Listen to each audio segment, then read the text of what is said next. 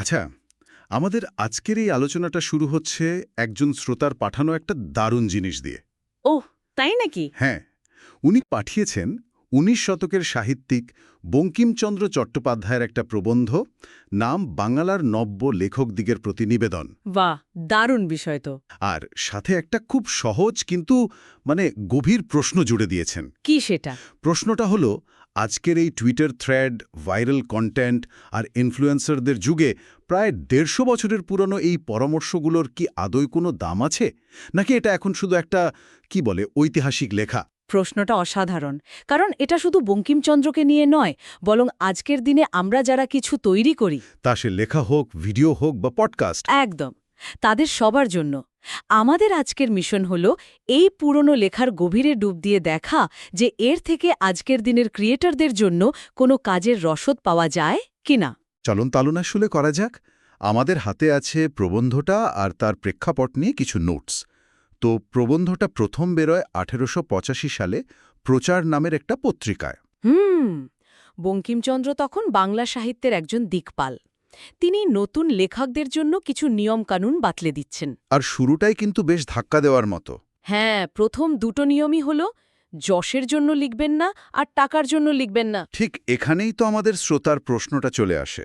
আজকের দিনে দাঁড়িয়ে এটা তো প্রায় অসম্ভব একটা কথা, তাই না? অবশ্যই। এখন তো পুরো ক্রিয়েটর ইকোনমিটায় দাঁড়িয়ে আছে যশ আর টাকার ওপর। ভিউ, লাইক, সাবস্ক্রাইবার, স্পন্সরশিপ এগুলো ছাড়া তো কন্টেন্ট তৈরির কথা ভাবাই যায় না। বঙ্কিম কি তাহলে একজন চরম আদর্শবাদী ছিলেন, যিনি বাস্তবতার থেকে অনেক দূরে? এটা বুঝতে হলে আমাদের একটু ১৮৮৫ সালের বাংলায় একবার ঘুরে আসতে হবে। ভাবুন তো সেই সময়টা। আচ্ছা। ছাপাখানা সবে জনপ্রিয় হচ্ছে, একটা নতুন পাঠক শ্রেণী তৈরি হচ্ছে, কিন্তু শিক্ষার হার এখনো অনেক কম। ঠিক। তখন জনপ্রিয়তার জন্য লিখতে যাওয়া মানে কি ছিল? বঙ্কিম সেটার কথাই বলছেন। তিনি একটা শব্দ ব্যবহার করেছেন, লোকরঞ্জন প্রবৃত্তি। লোকরঞ্জন প্রবৃত্তি মানে হল সাধারণ মানুষকে খুশি করার একটা ঝোঁক। এই যে আজকের দিনে ভাষায় যাকে আমরা ক্লিকবেট বা ভাইরাল হওয়ার লোভ বলি, অনেকটা সেরকম কিছু। অনেকটা তাই। বঙ্কিম ভয় পাচ্ছিলেন যে যদি লেখকরা শুধু বাজারের চাহিদা মেটাতে ছোটেন, তাহলে তারা সাহিত্য তৈরি না করে এক ধরনের সাহিত্যিক ফাস্ট ফুড তৈরি করবেন। ইন্টারেস্টিং। এমন লেখা যা হয়তো সাময়িকভাবে খুব জনপ্রিয় হবে, কিন্তু জাতির মননকে পুষ্ট করার বদলে ক্ষতি করবে। তিনি বলছেন, তৎকালীন সাধারণ পাঠকের রুচি এমন ছিল যে তাদের মনোরঞ্জন করতে গেলে লেখাকে বিকৃত ও অনিষ্টকর করে ফেলতে হতো। তার মানে তিনি টাকার বিরুদ্ধে ছিলেন না, বরং টাকার জন্য লেখার মানের সাথে আপোস করার বিরুদ্ধে ছিলেন। ঠিক তাই। কিন্তু তাহলে একজন লেখকের পেট চলবে কিভাবে? এটা তো একটা বাস্তব প্রশ্ন। অবশ্যই। আর বঙ্কিমচন্দ্রও সেটা জানতেন। তিনি কিন্তু বলছেন না যে লেখকের টাকা বা যশ হবে না। তাহলে তার মূল বক্তব্য ছিল ওগুলো যেন লেখার উদ্দেশ্য না হয়, ওগুলো বাই প্রোডাক্ট বা উপজাত হতে পারে। আচ্ছা আচ্ছা। তার যুক্তিটা ছিল, যদি লেখাটা সত্যিই ভালো হয়, যদি তা মানুষের উপকারে আসে, তাহলে খ্যাতি আর অর্থ দুইই আসবে। কিন্তু উদ্দেশ্যটা যদি শুরুতেই গড়বড় হয়ে যায়, তাহলে ভালো লেখা বেরোবে না। বেশ, তাহলে যদি টাকা বা খ্যাতির জন্য না হয়, তবে লেখার আসল উদ্দেশ্য কি হবে? কেন একজন লেখক লিখবেন? বঙ্কিমচন্দ্র এখানে দুটো বিশাল উদ্দেশ্যের কথা বলেছেন। এক, যদি আপনার মনে হয় যে আপনার লেখাটা দেশ বা গোটা মানব জাতির কোনো মঙ্গল করতে পারে, যেমন? কোনো অন্যায়ের প্রতিবাদ, কোনো ভালো চিন্তার প্রসার, এই সব। আর দুই, যদি আপনি লেখার মাধ্যমে নিখাত সৌন্দর্য সৃষ্টি করতে পারেন। একটা সুন্দর কবিতা বা একটা অসাধারণ গল্প। হ্যাঁ, যা পাঠকের মনে একটা গভীর ছাপ ফেলে যায়। তার মতে এই দুটো ছাড়া অন্য কোনো কারণে কলম ধরাটা একটা মহাপাপ। মহাপাপ, খুব শক্তিশালী শব্দ। তিনি তো এমন লেখকদের যাত্রাওয়ালার মতো নিচু ব্যবসায়ীদের সাথেও তুলনা করেছেন। ঠিক, বোঝাই যাচ্ছে তিনি লেখাকে নিছক একটা পেশা হিসেবে দেখেননি, বরং একটা ব্রত বা সাধনা হিসেবে দেখেছেন। আর এই দর্শন থেকেই তার পরের পরামর্শগুলো আসে। তিনি বলছেন, যা অসত্য, যা ধর্মের বিরুদ্ধে, বা যেখানে অন্যের নিন্দা বা ব্যক্তিগত স্বার্থ আছে, সেই লেখা চলবে না। সত্য আর ধর্মই হবে লেখার মূল ভিত্তি। হ্যাঁ, এখানে ধর্ম বলতে কিন্তু তিনি শুধু প্রাতিষ্ঠানিক ধর্ম বোঝাচ্ছেন না, বরং একটা নৈতিকতার কথা বলছেন, একটা বৃহত্তর কর্তব্যের কথা। আমাদের সোর্সে কাজী নজরুল ইসলামের যে উদাহরণটা আছে সেটা এখানে দারুণভাবে খাপ খেয়ে যায়। এক্কেবারে। নজরুল তো কোনোদিন টাকা বা খ্যাতির জন্য লেখেননি। তার কলম গর্জে উঠেছিল শোষণ, বঞ্চনা আর পরাধীনতার বিরুদ্ধে। একদম পারফেক্ট উদাহরণ। নজরুলের সাহিত্য চর্চা ছিল বঙ্কিমের বলা মনুষ্যজাতির মঙ্গল সাধন এর এক জ্বলন্ত দৃষ্টান্ত। তার উদ্দেশ্য ছিল একটা শোষণহীন সাম্যের সমাজ গড়া। এই যে একটা বড় কেন বা পারপাস থাকা। হ্যাঁ, এটাই একজন সাধারণ লেখক আর একজন কালজয়ী লেখকের মধ্যে পার্থক্য গড়ে দেয়। বঙ্কিমের মতে আপনার লেখার উদ্দেশ্য যদি মহৎ হয়, তাহলে আপনার লেখাটাও মহৎ হওয়ার পথে এক ধাপ এগিয়ে গেল।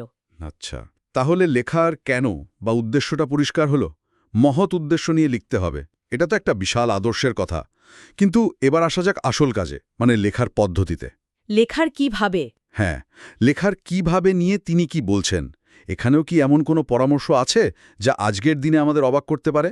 পারে, এবং ভালোভাবেই পারে। তার একটা পরামর্শ হল, যাহা লিখিবেন তাহা হঠাৎ ছাপাইবেন না। হঠাৎ ছাপাইবেন না? হ্যাঁ, তিনি বলছেন লেখাটা শেষ করে কিছুদিন ফেলে রাখতে, তারপর ঠান্ডা মাথায় সেটাকে আবার পড়তে ও সম্পাদনা করতে। আচ্ছা। এমনকি উপন্যাস বা নাটকের মতো বড় লেখার ক্ষেত্রে 1-2 বছর পর্যন্ত অপেক্ষা করার কথা বলেছেন তিনি। 1-2 বছর? আজকের দিনে যেখানে ঘণ্টায় ঘণ্টায় নিউজ আপডেট হয়, যেখানে একটা ব্লগ পোস্ট লেখার কয়েক মিনিটের মধ্যে পাবলিশ না করলে সেটা পুরনো হয়ে যায়, সেখানে 1-2 বছর? এটা তো প্রায় পাগলামি মনে হতে পারে। ঠিক। আর বঙ্কিমচন্দ্র নিজেও এই সমস্যাটা স্বীকার করেছেন। তিনি বলেছেন, যারা সাময়িক পত্রিকার জন্য লেখেন, মানে আজকের দিনের হিসেবে যারা নিউজ পোর্টাল বা ব্লগের জন্য লেখেন, তাদের পক্ষে এই নিয়ম মেনে চলা প্রায় অসম্ভব। আর এজন্যেই তিনি মনে করতেন যে এই ধরনের লেখা লেখকের জন্য কিছুটা অবনতিকর। কিন্তু তার মূল ভাবনাটা সময়ের নয়, দূরত্বের। দূরত্বের মানে নিজের লেখা থেকে একটা মানসিক দূরত্ব তৈরি করা। যখন আমরা সদ্য একটা লেখা শেষ করি, তখন আমরা সেটার প্রেমে পড়ে থাকি, সেটার ভুল ত্রুটি আমাদের চোখে পড়ে না। ঠিক ঠিক। কিছুদিন ফেলে রাখলে সেই ঘোরটা কেটে যায়। তখন আমরা একজন সম্পাদকের চোখে লেখাটাকে দেখতে পারি। ওই 1-2 বছরের কথাটা হয়তো আক্ষরিক অর্থে নেওয়ার দরকার নেই, কিন্তু মূল নীতিটা। অর্থাৎ লেখার পর একটা কুলিং অফ পিরিয়ড রাখা। একদম। এটা কিন্তু দারুণ কাজের। একটা টুইট করার আগেও যদি আমরা 10 মিনিট অপেক্ষা করি, অনেক ভুল এড়ানো যায়। এটা একটা দারুণ পয়েন্ট। আমার সবচেয়ে মজার লেগেছে অলংকার বা লেখার স্টাইল নিয়ে তার পরামর্শটা। কোনটা? তিনি একটা পুরনো নিয়মের কথা বলেছেন যে লেখার যে অংশটা লেখকের নিজের কাছে সবচেয়ে ভালো লাগে সেটাই নাকি কেটে ফেলে দেওয়া উচিত। এটা তো লেখকের প্রতি চরম নিষ্ঠুরতা। হ্যাঁ, ওটা ছিল তখনকার একটা কঠোর নিয়ম, কিন্তু বঙ্কিমচন্দ্র সেটার একটা খুব মানবিক আর বুদ্ধিদীপ্ত বিকল্প দিয়েছেন। কিরকম? তিনি বলছেন, ওই অংশটা কেটে না ফেলে ওটা বারবার বন্ধুদের পড়ে শোনাতে। এর পেছনের মনস্তত্ত্বটা খুব ইন্টারেস্টিং। তাই? তিনি বলছেন, যদি ওই অংশটা সত্যি অত ভালো না হয়, যদি ওতে কোনো কৃত্রিমতা বা বাড়াবাড়ি থাকে, তাহলে কয়েকবার লোকের সামনে পড়তে গেলে লেখকের নিজেরই লজ্জা করবে। ওয়াও! তখন তিনি নিজেই ওটা পাল্টে ফেলবেন বা কেটে দেবেন। তার মানে নিজের বিচার বুদ্ধির ওপর অন্ধবিশ্বাস না করে একটা সামাজিক প্রতিক্রিয়ার মাধ্যমে নিজের লেখাকে ফিল্টার করা, এটা তো এক ধরনের কি বলে বিটা টেস্টিংয়ের মতো। একদম। নিজের লেখার প্রথম পাঠক বা অডিয়েন্স তৈরি করা। আর এই আলোচনার সূত্র ধরেই তিনি তার সেই বিখ্যাত কথাটা বলেন, সকল অলংকারের শ্রেষ্ঠ অলংকার সরলতা। ঠিক। তার মতে যিনি সবচেয়ে সহজ ভাষায় নিজের গভীর ভাবনাটা পাঠককে বোঝাতে পারেন, তিনিই সেরা লেখক। কারণ লেখার উদ্দেশ্য তো পাঠককে কিছু বোঝানো, নিজের পাণ্ডিত্য দেখানো নয়। একদম। তাই অকারণে ভাষাকে কঠিন বা জমকালো করার চেষ্টাকে তিনি একদমই সমর্থন করেননি। এই পাণ্ডিত্য দেখানোর প্রবণতা নিয়েও তো তিনি খুব স্পষ্টভাবে সতর্ক করেছেন। বলেছেন, বিদ্যা প্রকাশের চেষ্টা করিবেন না। হ্যাঁ, বিদ্যা থাকলে তা নাকি লেখায় এমনিতেই ফুটে উঠবে, আলাদা করে দেখানোর দরকার নেই। ঠিক। এবং এই সূত্রেই তিনি আরেকটা সাংঘাতিক জরুরি কথা বলেছেন, যা আজকের যুগে আরও বেশি প্রাসঙ্গিক। কি সেটা? তিনি বলছেন যে ভাষা লেখক নিজে ভালো করে জানেন না, সেই ভাষা থেকে যেন কোটেশন ব্যবহার না করেন। ভাবা যায়? ভাবুন তো, আজকের দিনে আমরা কত জায়গায় দেখি স্রেফ শো দেখানোর জন্য ইংরেজি বা অন্য ভাষার কোটেশন ব্যবহার করা হচ্ছে, যার আসল অর্থ বা প্রেক্ষাপট হয়তো বক্তা নিজেও ভালো করে জানেন না। এটা তো সরাসরি লেখকের সততার প্রশ্ন, মানে যা আমি নই তা দেখানোর চেষ্টা না করা। ঠিক, এটাকে আমরা বলতে পারি ইন্টেলেকচুয়াল অনেস্টি বা বৌদ্ধিক সততা। আর এই সততার ধারণা থেকেই তার পরের দুটো গুরুত্বপূর্ণ পরামর্শ আসে। প্রথমটা হল, কাহারও অনুকরণ করিও না। অনুকরণ না করা। কিন্তু আমরা তো সবসময় শুনি যে ভালো লেখক হতে গেলে বড় লেখকদের লেখা পড়া উচিত, তাদের থেকে শেখা উচিত। অবশ্যই। তাহলে অনুকরণ করতে বারণ করছেন কেন? এখানে একটা সূক্ষ্ম পার্থক্য আছে। বঙ্কিমচন্দ্র পড়তে বা শিখতে বারণ করেননি, তিনি নকল করতে বারণ করেছেন। আচ্ছা। তার যুক্তি ছিল, যখন আমরা কাউকে অনুকরণ করতে যাই তখন আমরা সাধারণত তার দোষগুলোই সহজে অনুকরণ করি, গুণগুলো নয়। এটা তো একটা দারুণ পর্যবেক্ষণ। কারণ গুণগুলো আসে তার নিজস্ব প্রতিভা আর সাধনা থেকে, যা নকল করা যায় না। যেমন ধরুন, রবীন্দ্রনাথের মতো গদ্য লেখার চেষ্টা করলে হয়তো তার ভাষার জটিলতাটুকু অনুকরণ করা যাবে, কিন্তু তার ভেতরের গভীরতা বা দর্শনটা আসবে না। একদম। ফলে লেখাটা একটা দুর্বল প্যারোডি হয়ে দাঁড়াবে। তিনি চাইছিলেন প্রত্যেক লেখক যেন নিজের কণ্ঠস্বর, নিজের স্টাইল খুঁজে নেয়। বোঝা গেল। আর সততার বিষয়ে তার শেষ পরামর্শ, যেটা আমার মতে সবচেয়ে গুরুত্বপূর্ণ। যে কথার প্রমাণ দিতে পারিবে না, তাহা লিখিও না। হ্যাঁ, এটা তো আজকের ফেক নিউজ বা মিসইনফরমেশনের যুগে একটা মূল মন্ত্র হওয়া উচিত। এক কথায় এটা অবিশ্বাস্য। তিনি 150 বছর আগে ফ্যাক্ট চেকিংয়ের কথা বলে গেছেন। তাই তো। তিনি আরও বলছেন, লেখায় হয়তো সব প্রমাণ জুড়ে দেওয়ার দরকার নেই, কিন্তু প্রমাণটা যেন লেখকের নিজের হাতে তৈরি থাকে। অর্থাৎ লেখককে তার লেখার প্রতিটি তথ্যের জন্য দায়বদ্ধ থাকতে হবে। ঠিক, কেউ যদি প্রশ্ন করে আপনি এটা কোথায় পেলেন, তাহলে তার উত্তর যেন লেখকের কাছে থাকে। এটা তো একজন লেখকের উপর অমনস একটা দায়িত্ব চাপিয়ে দেওয়া।